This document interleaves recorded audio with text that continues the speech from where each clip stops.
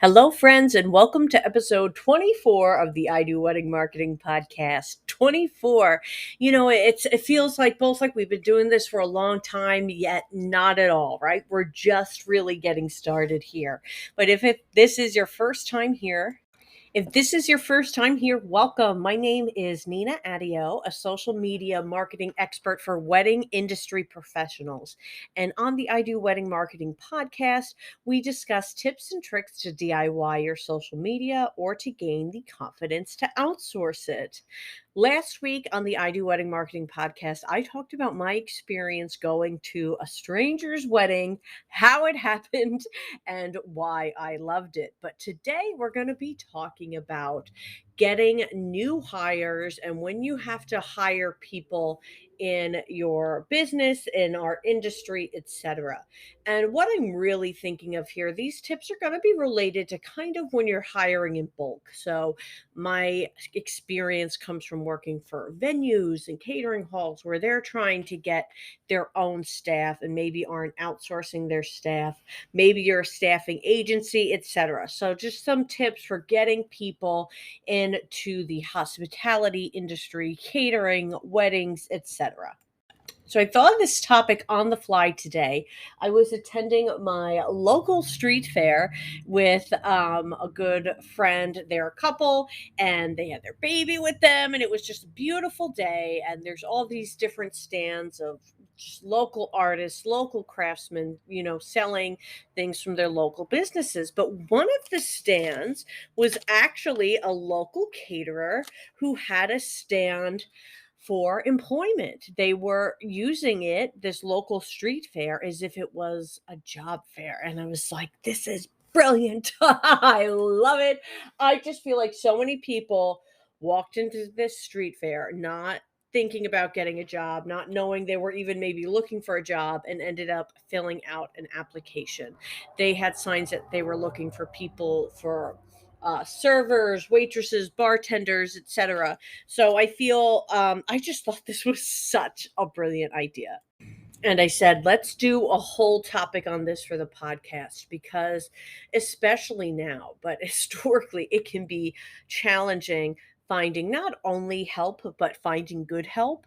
So, over time, I developed some different techniques that I would use and systems that I would put into place. But I want to start right off the bat that I thought it was absolutely brilliant to promote that you're hiring at a street fair. Now, maybe you can't afford to do an entire booth, but maybe you have a friend who either does craft fairs, street fairs, flea markets, etc. Maybe you have a friend who has a brick and mortar business who can put out applications for your business.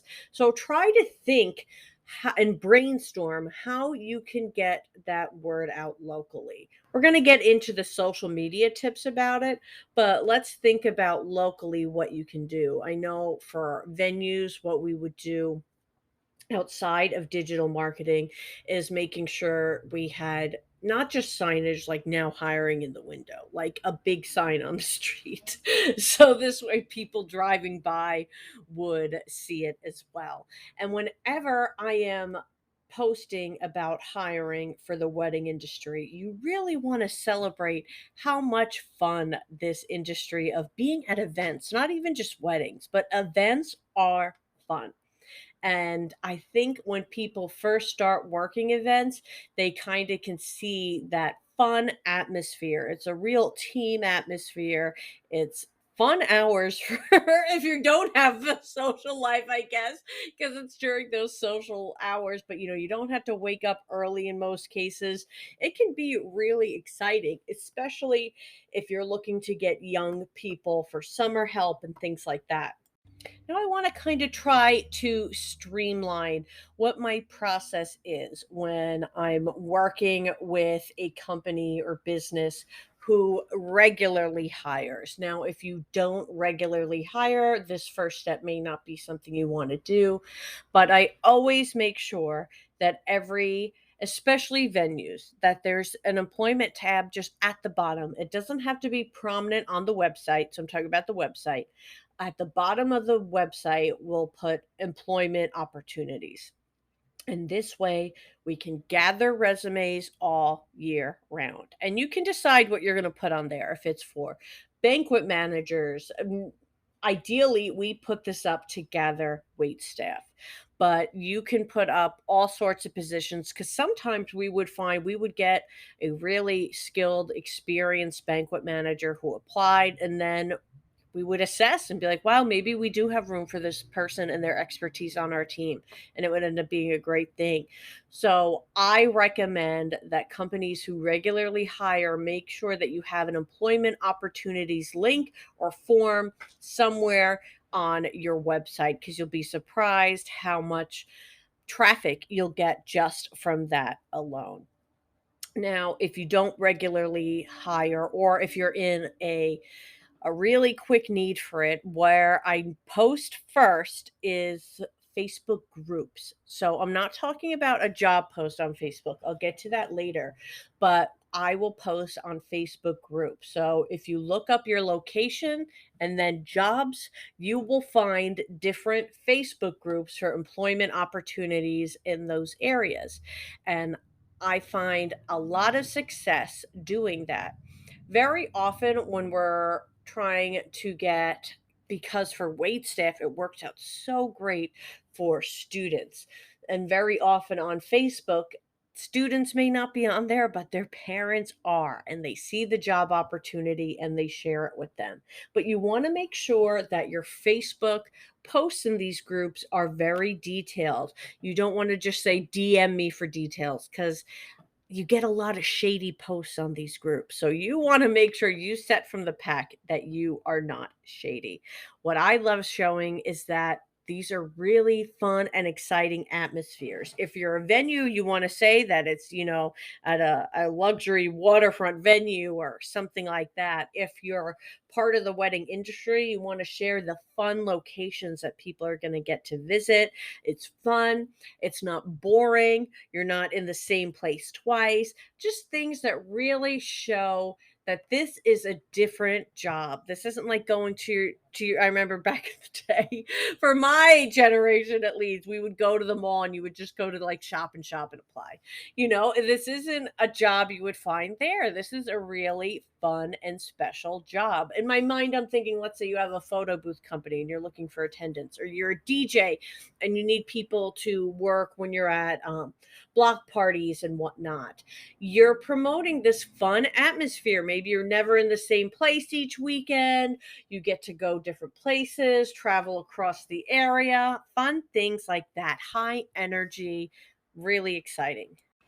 I also like to include things that it's a great introductory position or introduction into the hospitality industry. There are a lot of people who maybe want to pursue event planning, hospitality, sales, etc. And this is a great introduction into that field. So I like to post in my listings as well. And then, of course, you want a really detailed, foolproof way for people to apply. So, whatever it is you need for somebody to apply, you have to include that in that posting. So, please send applications to, and then put the email address. If you want them to come see you in person, if you have, a storefront, you can put that. If you want them to call, you can put your number. If you're okay with them texting, put that too, whatever it is. And you want to put it all there. So, this way, it eliminates back and forth, and you want that to be really detailed. And like I said, you want to refrain from DM for details. I think if you can put pricing, and by pricing I mean pay, if you want to put the pay rate, I think you should. Not everyone does what I suggest to do that, but I think it's important to do. It's what people look for when they're scanning through these listings. And maybe if you want, you can put just what a starting rate is. If you can't put it, don't, but if you can, I really think you should. Now, I'll also back up these posts by putting a free Facebook job post up. Facebook allows you to post job listings. They You don't have to pay to advertise them. It is free to do the listing. And like I said, you want it to be really detailed, all that same information. You want to put a nice picture, let it stand out a bit. And you can then share that post into these groups. What I also love about these posts is that you can ask people to share them, and that's really important. Sometimes not everybody who's looking for a job is going to be thinking of you. They may not be thinking of the local limo company or the local photographer. So ask people to share your post. Whenever you have an important post for hiring or anything you want shared, ask. Don't be afraid to ask people to share it, because you may not know anybody looking for a job, but it could just be one friend of a friend away. Guys, my cat is looking so beautiful right now. I have to just stop and pause. If you've never seen Buster before, make sure you follow me on Instagram. Sometimes I do share Bussy in my stories because he's my little coworker here. After you post the Facebook job listing, I also post it on Instagram stories. And the reason I do this now is because Instagram stories now allows everybody to include a link. So I will post it in stories and include a link of where I want people to apply. If you don't have an employment tab set up yet, I would just link to your traditional contact form and say, contact us, for more information or to apply, etc. And that's because if it's too many steps, people just may not do it. But if it's just as simple as clicking the link and filling it out, your chances are even higher. The more steps for an Instagram post, and that's really what I specifically mean here. Facebook is clickable, you can copy and paste, so that's why there's so much detail there. For Instagram, since it's so mobile, it's really people just looking on their phone. So that's when I would not say to DM on Facebook, definitely not. For Instagram, I would put the link of where you want them to go, and you even could put the link to your profile saying, have questions, ask them to us here. So for Instagram, I feel a little bit differently about that formatting than I do on Facebook. Now, I have another thing that I keep in my back pocket, and that is posting that you are hiring in an email blast. So, in the past, when a company I've worked for or representing is looking for hires and they need them in bulk. So, let's say I'm talking when you need a lot of help right before the summer season or right before the holiday season. That's typically when I'll save this for. I'll do an email blast, and in it, I will put all the different positions we're hiring for. I'll put the locations and I'll put links of where to go to apply. Or even if you're looking for this many employees, what we also would do is kind of have an open house saying, come in on Wednesday, anytime to this location, and we'll fill out, your paperwork. So we could do something like that too. And I received the most amount of resumes in one sitting, in one session by doing these email blasts. And the reason why I like to span them out is one person I represented in the past, they had a very rapid turnaround rate. And always, we need more hires, we need more hires. So I'd be putting this stuff out and people would catch on being like, wow, people say like you're always looking for help. So to protect the company, that's when I would start hopping around from, all right, this week we're doing Facebook, next week we're going to go into the groups, next week I'm going to post on Instagram stories, and then next week I'm going to do an email blast. I'd change it all up, so this way it wasn't flooding any one specific audience and maybe turning people off when we're trying to attract them to work for us. And I really love doing the email blast because, like I said, it has those links that make it really easy for people to apply. It can catch people, off guard. You're not always expecting to open your inbox and see a job opportunity. And it's really easy to share and forward. You just forward that to somebody in your life who knows looking for a job or lives in that area, and then they just fill it out. So that was really successful for me as well. So I'd like to wrap this up by saying, and I'm saying this I'm assuming there's an urgency for hires. And I'm assuming that because I see what's happening in hospitality, in restaurants, etc., that, you really need help right now, and it's hard to find help, and it's so much stress on the people who are currently working. And with the business being so seasonal, I know how sometimes it really just hits where you need people. And so when you're posting about job opportunities, you want to present that with the same way you would any promotion. So you want to be really stressed. It's so much more than just saying now hiring in position. You want to say what's great about it? What's exciting about it? What's the benefit of it? Perhaps you say competitive pay if you're still not sure about how you want to promote that. You know, think about you're selling it. You're selling your business to somebody else being a part of your business family. And so you really want to stop and sell that and consider it like a promotion. When I'm promoting something, I'll put it everywhere. I'll mention it on my Instagram. I'll sometimes, when you're hiring, or I want people, for example, I want people to follow my Instagram. So on my email signature, I have my Instagram. I have it in my bio, things like that. So think about where you want to put this and don't limit yourself. You want to put it where people are going to see it. And maybe you start knowing that you're eventually going to be looking for something for hires. Maybe you start today having Instagram highlights that's titled team, and you just put Instagram stories of the fun your team has there. There is one friend of mine who owns a staffing agency, and she is posting the staff at all these beautiful venues, taking selfies together all the time. And it really helps to create this feeling that they're a team, that they're having fun, and that they're at these beautiful places together. So just like you sell your services, sell your business to potential employees that way too, when you know you're going to be looking for new hires.